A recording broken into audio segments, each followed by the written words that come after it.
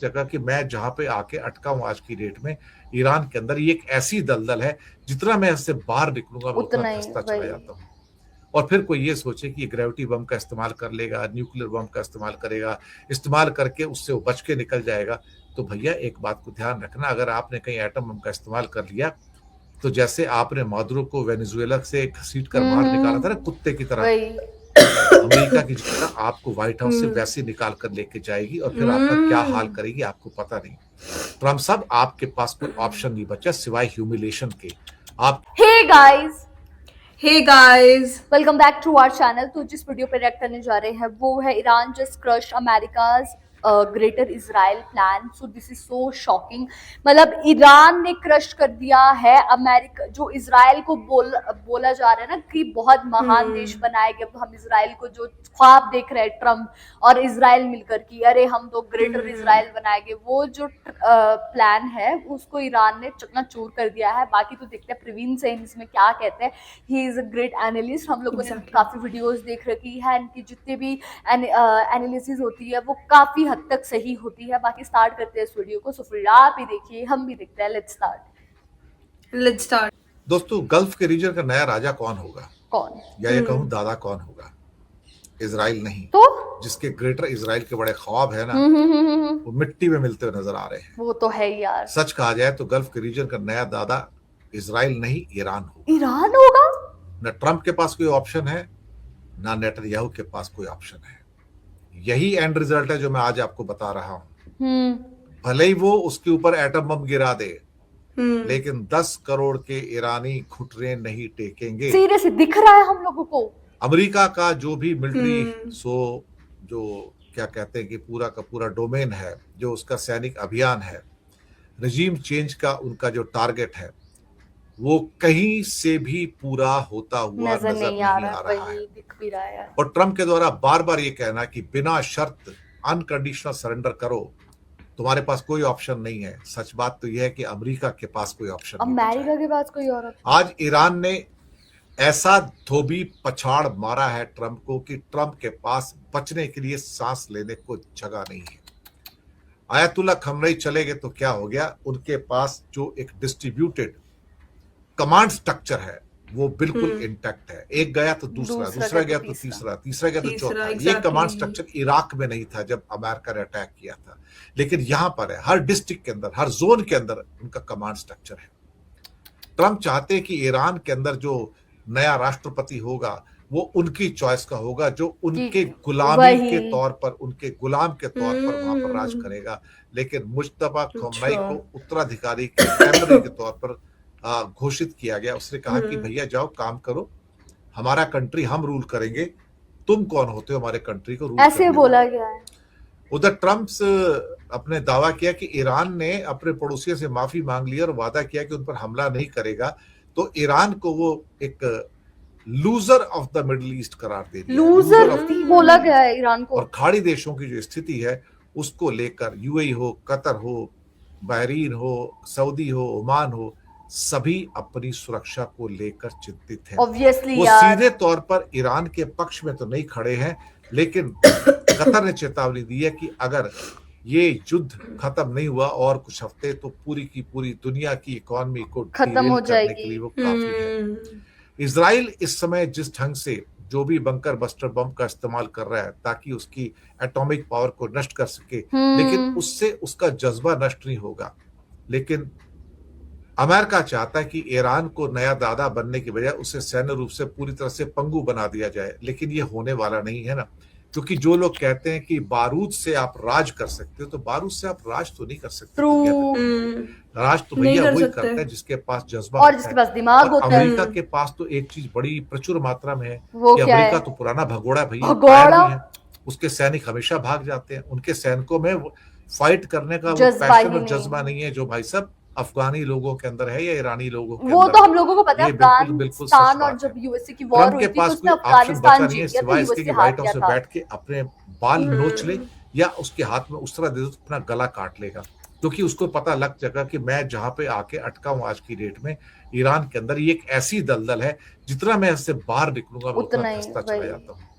और फिर कोई ये सोचे कि ग्रेविटी बम का इस्तेमाल कर लेगा, न्यूक्लियर बम का इस्तेमाल करेगा, इस्तेमाल करके उससे वो बच के निकल जाएगा, तो भैया एक बात को ध्यान रखना, अगर आपने कहीं एटम बम का इस्तेमाल कर लिया तो जैसे आपने मादुरो को वेनेजुएला से घसीट कर बाहर निकाला था ना कुत्ते की तरह, अमेरिका की जनता आपको व्हाइट हाउस से वैसे निकाल कर लेके जाएगी और फिर आपका क्या हाल करेगी आपको पता नहीं।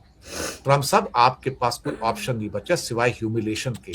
आपके पास कोई इस समय एक भी इस किस्म की क्या कहते हैं कि ऑप्शन नहीं है जिसमें आप कह सको कि आप कयामत की रात लाके किसी को बर्बाद कर सको। आपकी वो ताकत खत्म हो चुकी है। आप सुपर पावर नहीं हो, आप एक गुब्बारा हो, आप एक बुली हो, और एक बुली के अलावा कुछ नहीं है। आप हर आदमी को इंटिमिडेट नहीं कर सकते। दुनिया ने देख लिया कि ईरान जैसे छोटे देश ने ट्रम्प और अमेरिका के अभिमान को मिट्टी में मिला दिया है, मिट्टी में ऐसा धोबी पछाड़ मारा कि आज उससे उठने की उसके अंदर ताकत नहीं बची है, और वो अपने जख्मों को सहला रहा है इजराइल के साथ बैठ के। हो सकता है नेतन्याहू को कोस रहा हो कि तूने मुझे किस तरह फंसा दिया। एक बात बिल्कुल पक्की है, मैं आपको दावे के साथ कह सकता हूं, अमेरिका इजराइल को छोड़कर भाग जाएगा। उसे भागने की आदत है। वो वियतनाम छोड़ के भी भागा था, वो अफगानिस्तान छोड़ के भी भागा था, वो इस जंग को भी छोड़ के भागेगा, क्योंकि भगोड़ापन और कायरपन उसके ब्लड में है। वो भाग जाएगा, उसे भागने की आदत। खबरें आ रही हैं कि रूस एक तरह से ईरान के पक्ष में युद्ध में कूद चुका है। ठीक है, वो सामने नहीं आ रहा है, वो अपनी सेना नहीं उतार रहा है, ईरान के पक्ष में खड़े होकर लड़ाई नहीं लड़ रहा है, लेकिन वो ईरान को ऐसी सूचनाएं दे रहा है, ऐसी खुफिया जानकारी दे रहा है जिससे ईरान सटीक हमले कर पा रहा है अमेरिकन एसेट्स पर, या अमेरिका के जो सहयोगी देश हैं, अरब मुल्क हैं, उनके ठिकानों पर, सैन्य ठिकानों पर वो बहुत ही प्रिसिसिव हमले कर रहा है और उसके ज़बरदस्त इम्पैक्ट देखने में आ रहे हैं।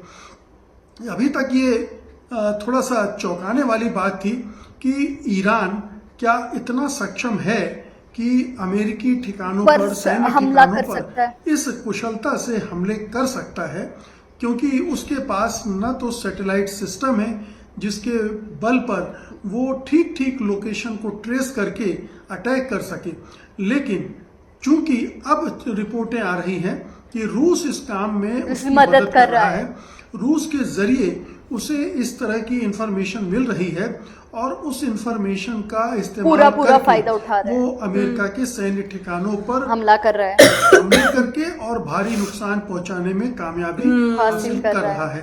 तो ये एक बड़ा झटका है अमेरिकी राष्ट्रपति को, डोनाल्ड ट्रंप को, क्योंकि अगर ईरान के पीछे रूस जैसा देश खड़ा हो जाता है जो कि न्यूक्लियर पावर भी है और तमाम तरह के हथियारों के मामले में वो काफी अग्रणी भी है, और इसी तरह से दूसरी ओर चीन भी, अगर अभी तक तो चीन के बारे में रिपोर्ट सामने नहीं आई है, लेकिन चीन के जो सैटेलाइट सिस्टम है वो भी बहुत सही है, बहुत मजबूत हैं, बहुत ताकतवर हैं, और ये हमने ऑपरेशन सिंदूर के दौरान देखा था कि किस तरह से चीन ने पाकिस्तान की मदद की, और वो पाकिस्तान जो भारत से लड़ने में के मामले में उतना सक्षम नहीं था, भारत के कई राफेल विमानों को गिराने में कामयाब हो गया।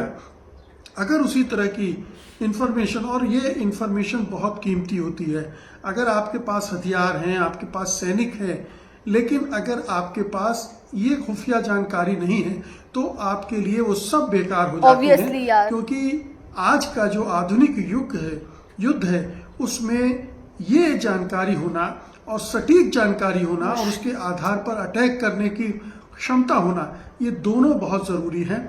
ईरान के पास हथियार भी हैं, मिलिशिया भी है, सैनिकों की तादाद भी अच्छी खासी है, लेकिन इस मामले में वो कमजोर था और उस कमजोरी को रूस भरपूर फायदा उठा रहा है, उसकी क्षतिपूर्ति कर रहा है, उसकी कमी को पूरा कर रहा है, और अमेरिकी सैन्य ठिकानों, जहाजों और विमानों की लोकेशंस और मूवमेंट के बारे में लगातार खुफिया जानकारी दे रहा है, जिससे वो अमेरिका और उसके सहयोगी देश जैसे इजराइल पर अधिक सटीक निशाने लगातार साध रहा है। और ये खुफिया रिपोर्ट्स ये भी बताती हैं कि रूस की सैटेलाइट इमेजरी का इस्तेमाल ईरान के हमलों में हो रहा है, जिससे ईरान की अपनी खुफिया क्षमता की कमी पूरी हो रही है, वही। और ये एक ईरान के लिए इस समय इस तरह बहुत की हेल्पफुल जो मदद चीज है, बहुत वो हेल्पफुल। काफी कारगर साबित हो रही है। और इसीलिए हम देख रहे हैं कि युद्ध का 9वां दिन आ गया है और अभी तक ईरान रुक नहीं रहा है। अभी तनकर खड़ा है। और अमेरिका ऐसा लगता है कि धीरे धीरे, भले ही वो लगातार हमले कर रहा है, बर्बर हमले कर रहा है और तमाम तरह के विनाश ईरान में कर रहा है। 1,500 के आसपास लोगों की वो 1,500 हत्या कर चुका है और उसमें मासूम बच्चे भी शामिल हैं, मासूम बच्चियां शामिल हैं एक स्कूल की, वो सब कर रहा है। लेकिन उसे वो अचीव नहीं कर पा रहा है जो वो करना चाहता है।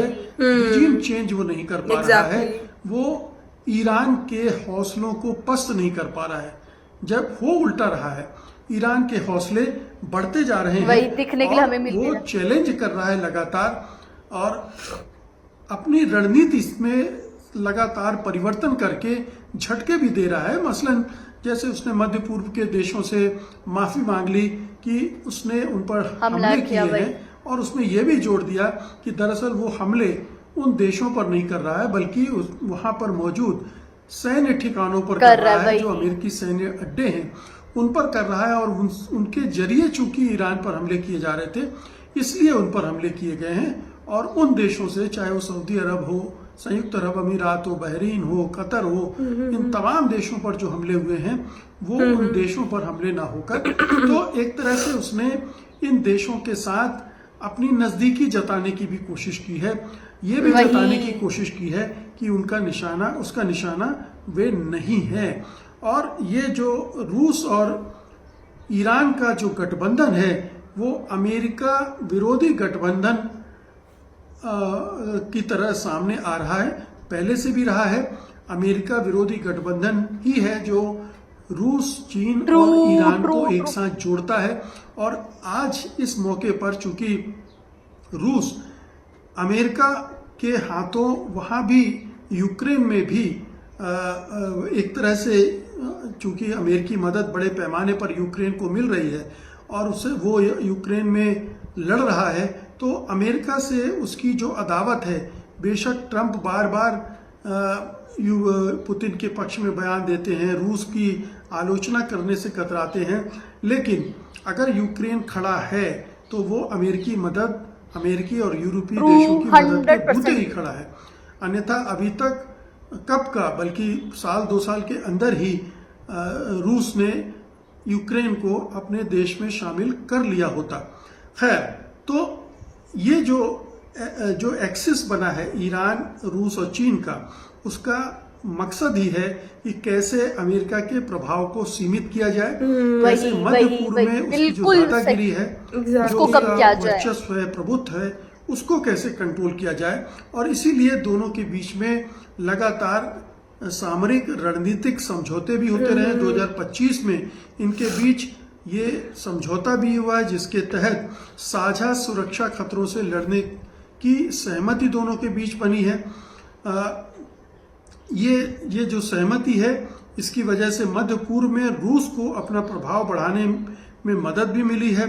और ये ध्यान रखिए कि यूक्रेन वॉर में ईरान ने रूस को न केवल ड्रोन, जो शाहिद ड्रोन है, बहुत कारगर ड्रोन है, वो सप्लाई किए हैं, बल्कि बैलिस्टिक मिसाइल्स भी दी हैं। तो रूस की मदद करता रहा है ईरान, और अब ईरान को मदद की दरकार है तो रूस उसके साथ खड़ा है और उसको लगातार इसमें ना इन्होंने बहुत क्लियर चीजें कर दी। पहले तो बोला कि अमेरिका की ना दादागिरी निकालने के लिए जो चाइना, ईरान और बेसिकली रशिया है वो इकट्ठा हुए। फिर उन्होंने ये भी बोला कि कैसे जो ईरान है उसने मदद करी थी रशिया की, जब वॉर के दौरान हुआ था, यूक्रेन एंड रशिया का वॉर हुआ था, तो उस टाइम उसने मदद करी थी रशिया के लिए। इसीलिए जो रशिया वो सपोर्ट कर रहा है ईरान को, और 110% वो आगे भी सपोर्ट करेगा, क्योंकि जब ईरान ने रशिया का साथ नहीं छोड़ा मुसीबत के टाइम, तो रशिया कैसे छोड़ सकता है। बाकी इसमें ये भी बोला गया कि अमेरिका भाग सकता है। उसने जब दूसरी जगह वॉर हुई थी, शायद वियतनाम के बारे में बात की है ना, वहाँ पे जो वॉर हुई थी, तो फिर उस टाइम भी वो भागा था, तो सेम ऐसे हो सकता है कि वो यहाँ से भी भाग सकता है। एग्जैक्टली और मुझे ये भी याद है कि जब इंडिया और पाकिस्तान की लड़ाई हुई थी तब भी मतलब इंडिया को बहुत होप थी कि अमेरिका उसकी सपोर्ट करेगा, बट तब भी मतलब एज अ टर्म जो उन्होंने दी है कि भगोड़ा वाली, वो रियल है कहीं ना कहीं, क्योंकि अमेरिका बहुत ज़्यादा अच्छा बनता था इंडिया के साथ, बट उसने लास्ट में हमें भी डिच किया था, बिट्रेल किया था, जो कि मतलब बिल्कुल भी एक्सेप्टेबल नहीं था। तो हमें ये पता है कि अमेरिका जो है वो मतलब किसी के सपोर्ट में नहीं रहता है to be very long time. और ये चीज़ काफ़ी ज़्यादा शॉकिंग है और इन्होंने बहुत चीज़ें बताई हैं जो कि काफ़ी ज़्यादा क्लियर हुई हैं। वही तो गाइस, यही था हमारा रिएक्शन। आप लोगों को कैसा लगा प्लीज कमेंट करके जरूर बताइएगा। अगर अच्छा लगे तो प्लीज हमारी वीडियो को लाइक करिए, शेयर करिए, कमेंट करिए। और अगर इस चैनल पे नहीं तो सब्सक्राइब करिए।